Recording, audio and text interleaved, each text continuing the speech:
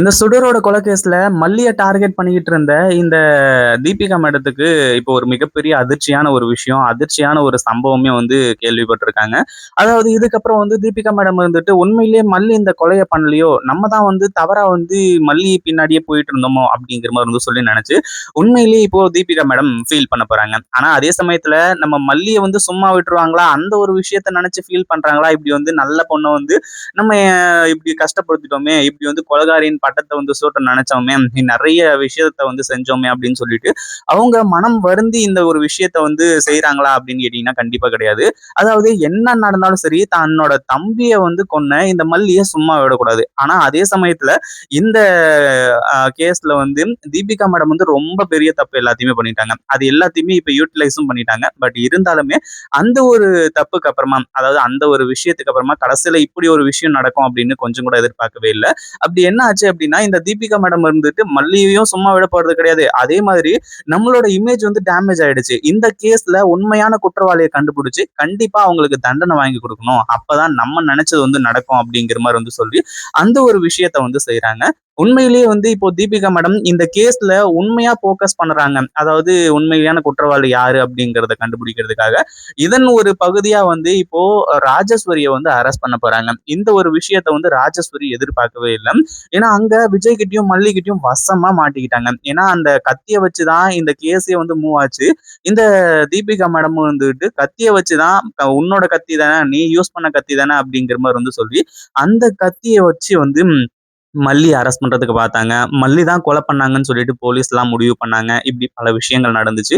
ஆனா இவ்வளவு விஷயங்கள் நடந்துமே கூட அடுத்ததா என்ன ஆச்சு அப்படின்னா, இப்போ நம்ம மல்லி கிட்ட சொன்னாங்க இல்லையா? மல்லி கிட்டயும், விஜய் கிட்டயும் இந்த மாரி அந்த முரளி கிட்ட கத்திய வாங்கிட்டு வர சொன்னதே நான் தான். அதுக்கப்புறம் அவன போலீஸ் கிட்ட புடிச்சு குடுத்துட்டேன். அதே மாரி அந்த போலீஸ கிட்ட இருந்து காப்பாத்துறதுக்காக தான் அவங்க ஃப்ரெண்டு கிட்ட பணம் குடுத்தேன். இதுதான் நடந்துச்சு. ஏன்னா இந்த ஒரு விஷயம் தெரிஞ்சா பிரச்சனையே கிடையாது. ஆனா ஏன்னா இதுல சுடர கொலை பண்ணல. இல்ல இவங்க நினைச்ச மாரி எதுவுமே நடக்கல.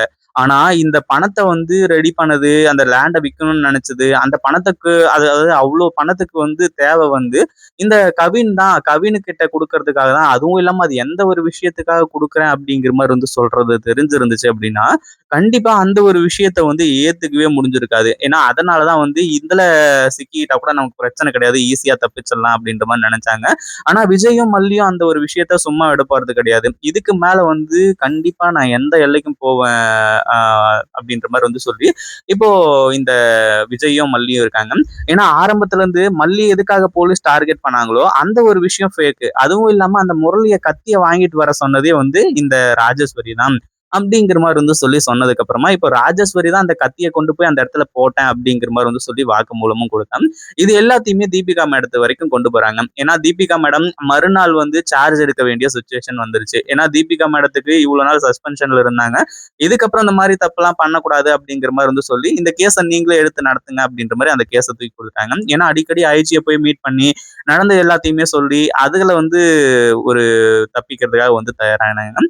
ஆனா அதே சமயத்துல இப்போ நம்ம தீபன் இருந்துட்டு நீ நினைக்கிற மாதிரி இது கிடையாது. அதே மாதிரி விஜயும் மல்லியும் சொல்றத நீ கேட்க மாட்ட அப்படிங்கிறதுனாலதான் அவங்க ரெண்டு பேரும் என்கிட்ட இந்த விஷயத்த பத்தி சொன்னாங்க.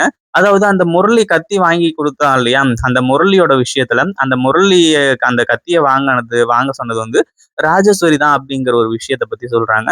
ராஜேஸ்வரி தான் அப்படின்ன உடனே உண்மையிலேயே மிகப்பெரிய அதிர்ச்சியில இருக்காங்க. அதுவும் இல்லாம இந்த ராஜேஸ்வரி எதுக்காக இதெல்லாம் பண்ணா, அதுவும் இல்லாம அந்த முரளி அப்போ இதுக்காக தான் தூக்கி உள்ள வைக்கணும்னு நினைச்சாலாம். அதாவது எந்த குற்றவாளியையும் நான் சும்மா விட போறது கிடையாது. இந்த ஒரு கேஸ்ல மல்லி சம்மந்தப்படல அப்படிங்கிறது இதுல இருந்தே டீட்டெயிலா தெரியுது. ஏன்னா கத்திய வச்சுதான் கன்ஃபார்ம் பண்ணாங்க. ஆனா இப்போ இத வச்சு ஓகே இதுல மல்லி சம்மந்தப்படல.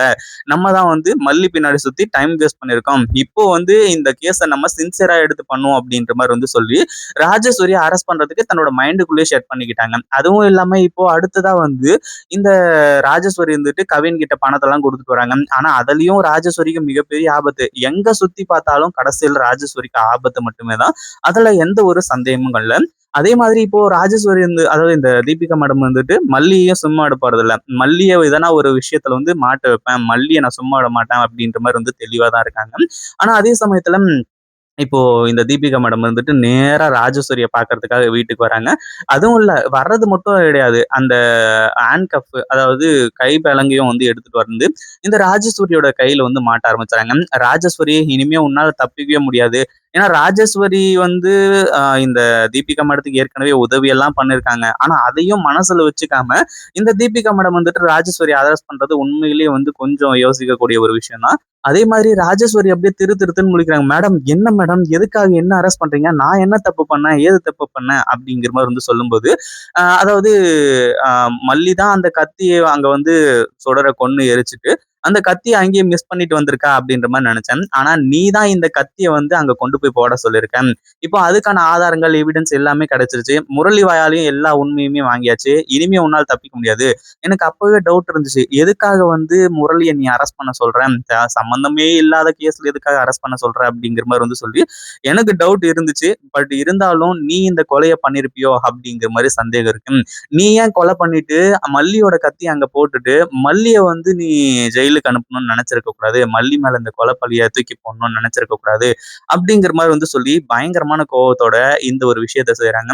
ராஜேஸ்வரிக்கு ஒண்ணுமே புரியல. எப்படி இருந்தாலும் வந்து நம்ம இந்த கொலை பண்ணல. பட் இருந்தாலும் வந்து போலீஸ் வந்து அரெஸ்ட் பண்ணி கூட்டிட்டு போறாங்க அப்படின்ற மாரி வந்து சொல்லி யோசிக்கிறாங்க. ஆனா அடுத்தடுத்து தீபிகா மேடம் இந்த கொலையில சம்பந்தப்பட்டவங்கள வந்து கண்டுபிடிப்பாங்க. இத பத்தி நீங்க என்ன நினைக்கிறீங்க? இந்த வீடியோ பிடிச்சிருந்தா லைக் பண்ணுங்க, ஷேர் பண்ணுங்க.